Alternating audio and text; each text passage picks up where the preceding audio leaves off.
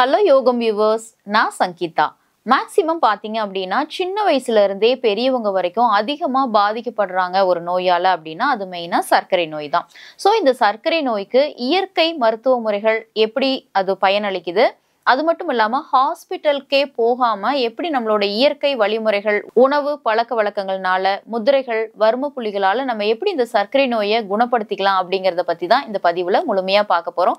So பதிவை skip பண்ணாமல் பார்த்து பயன்பெறுங்க.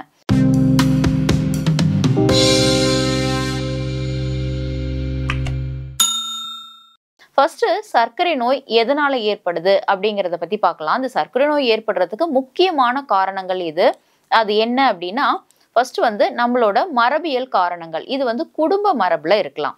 அடுத்ததா உடல் எடை அதிகமா இருக்கிறது, அதாவது கொழுப்புகள் அதிகமா சேர்றது. அப்புறம் உடல் இயக்கம் ரொம்ப குறைவா இருக்கிறது, உடற்பயிற்சியே இல்லாம இருக்கிறது. அப்புறம் தவறான உணவு பழக்க வழக்கங்கள், அதாவது கார்போஹைட்ரேட் அதிகமாக உள்ள உணவுகளை எடுத்துக்கிறது. நெக்ஸ்ட் மன அழுத்தம், அதிகமாக டென்ஷன் ஆயிட்டு இருக்கிறது. இந்த மாதிரி ரொம்ப முக்கியமான காரணங்களால தான் நமக்கு சுகர் அப்படிங்கிற ஒன்று ஏற்படுது. ஓகே, நெக்ஸ்ட் நம்ம என்ன பார்க்கலாம் அப்படின்னா, சர்க்கரை நோய் ஏற்படுறத தடுக்கக்கூடிய மிக முக்கியமான உணவுகள் பத்தி தான் தெரிஞ்சுக்க போறோம். மேக்சிமம் உணவே மருந்து, மருந்தே உணவு இல்லைங்களா? ஸோ நம்ம சாப்பிடக்கூடிய உணவுகளே தான் நமக்கு சர்க்கரை நோயை உண்டாக்குது. அட் த சேம் டைம் நம்ம சாப்பிடக்கூடிய உணவுகளே தான் நம்மளோட சர்க்கரை நோயை குணப்படுத்துது. ஸோ நம்ம எந்த மாதிரியான உணவுகளை கரெக்டா எடுத்துக்கிட்டோம் அப்படின்னா சர்க்கரை நோயை கட்டுக்குள்ள வச்சுக்கலாம் அப்படிங்கிறதுக்கு என்னென்ன உணவுகள் அப்படிங்கிறத பத்தி இப்ப தெரிஞ்சுக்கலாம். பாசிப்பயிறு, காராமணி, கோதுமை, இந்த உணவுகளை நம்ம எடுத்துக்கிட்டோம்னா இதுல நார்ச்சத்துக்கள் அதிகமா இருக்கு. சர்க்கரையோட அளவை கட்டுக்குள்ள வச்சுக்கிறதுக்கு இந்த உணவுகள் ரொம்ப பயனுள்ளதா இருக்கும். அடுத்ததா இஞ்சி, பூண்டு, இதை நம்ம எடுத்துக்கிறதுனால நமக்கு செரிமானம் ரொம்ப நல்லா ஆயிட்டு சர்க்கரையோட அளவு இதுலயுமே கூட ரொம்ப கட்டுக்குள்ள இருக்கிறதுக்கு பயனுள்ளதா இருக்கும்.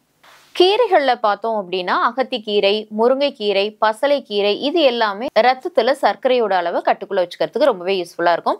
அடுத்தது அவகேடோ பழங்கள் எடுத்துக்கிறதுமே கூட ரொம்ப பெனிஃபிட்டா தான் இருக்கும்.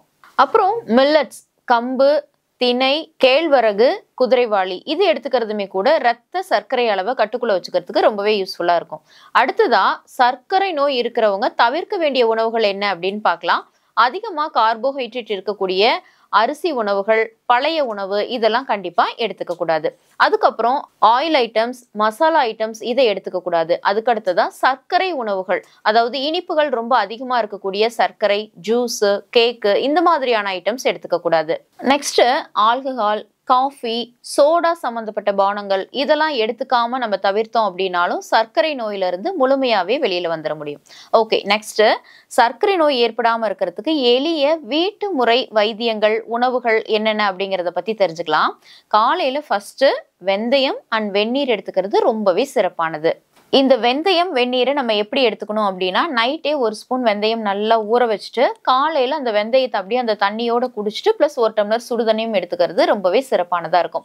அடுத்ததா எலுமிச்சை அண்ட் இஞ்சி சாறு, இது இன்சுலின் லெவலை அதிகரிக்கும். டெய்லியுமே காலையில இதை குடிச்சிட்டு வந்தோம் அப்படின்னா ரத்தத்துல சர்க்கரையோட அளவை ரொம்ப அழகா கட்டுக்குள்ள வச்சுக்க முடியும். அடுத்ததா மாங்காய், கருவேப்பிலை பொடி, இதை டெய்லியுமே நீங்க உங்களோட உணவுல கொஞ்சம் சேர்த்துக்கிறதுனால கண்டிப்பா சர்க்கரையோட லெவல் கண்ட்ரோல் இருக்கும்.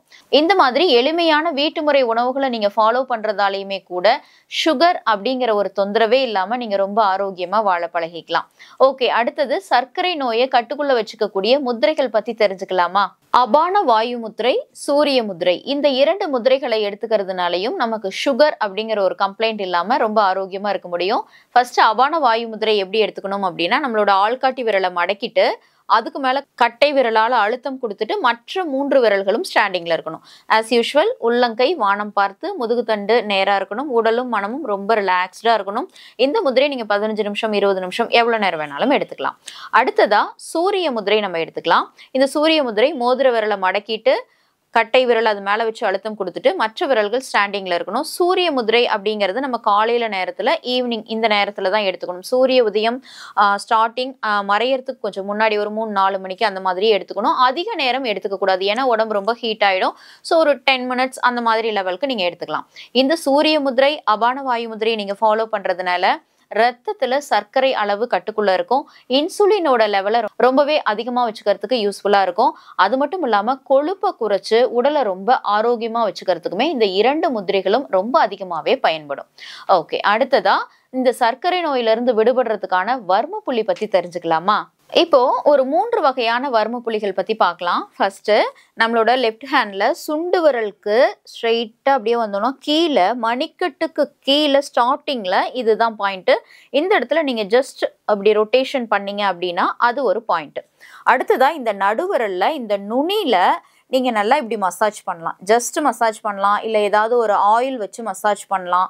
இந்த மாதிரி நீங்க இந்த நுனியை நீங்க வந்துட்டு மசாஜ் பண்ணீங்க அப்படின்னாலும் சர்க்கரை லெவல் கட்டுக்குள்ள இருக்கும். அடுத்ததா நம்மளோட லெஃப்ட் ஹேண்ட்ல கட்டை விரல் அடியில இருக்கணும், மற்ற 4 விரல்களும் இந்த எல்போவில் இருக்கணும்.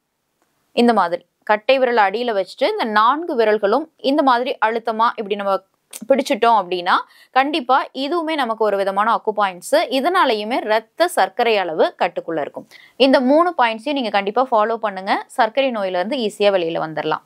ஓகே, இப்போ நம்ம வந்து சர்க்கரை அப்படிங்கிறது கண்டிப்பா ஒரு நோயே இல்லைங்க, அது ஒரு பிரச்சனையே கிடையாது. நீங்க அதை வந்து ஐயோ சர்க்கரை நமக்கு இருக்கு அப்படிங்கறத நீங்க கேர் பண்ணவே வேணாம். இந்த எளிமையான வீட்டு வைத்தியமாகட்டும், சரியான உணவு பழக்க வழக்கங்கள், இந்த முதிரை, இந்த வர்மா பாயிண்ட்ஸ், இதை நீங்க ப்ராப்பரா எடுத்துட்டு வந்தீங்க அப்படின்னாவே கண்டிப்பா இது ஒரு தொந்தரவும் இல்லை, இது ஒரு நோயும் இல்லை. ஸோ நீங்க இதுக்காக ஒரி பண்ணிக்க வேணாம். இந்த பதிவை பார்த்து மற்றவங்களுக்கும் பகிர்ந்து நீங்க கட்டாயமா பயனடைஞ்சுக்கோங்க. இந்த பதிவு உங்களுக்கு ரொம்ப பிடிச்சிருந்திருக்கும், உபயோகமா இருந்திருக்கும்னு நினைக்கிறேன். பிடிச்சிருந்தா லைக் பண்ணுங்க, உங்களோட ஃப்ரெண்ட்ஸ், ரிலேட்டிவ்ஸ், கசின்ஸ்க்கு இந்த பதிவை பகிருங்க.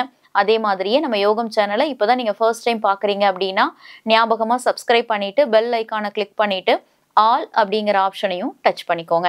அப்புறம் இதே மாதிரி நிறைய சிம்பிளான சூப்பரான ஹோம் ரெமிடிஸோட சொல்யூஷன்ஸோட நான் நிறைய வீடியோஸ் பண்ணியிருக்கேன். அதெல்லாம் நீங்க பார்க்கணும் அப்படின்னா இந்த பாக்ஸை கிளிக் பண்ணி பார்த்துக்கலாம். அதே மாதிரியே நம்ம யோகம் சேனல்ல மற்றவங்களோட வீடியோஸ் எல்லாம் நீங்க பார்க்கணும் அப்படின்னா இந்த பாக்ஸை கிளிக் பண்ணி பார்த்துக்கலாம். இதே மாதிரியே சிம்பிளான சூப்பரான ஒரு ஹெல்த் டிப்போட உங்க எல்லாரையும் நான் சந்திக்கிறேன். அது வரைக்கும் வணக்கம்.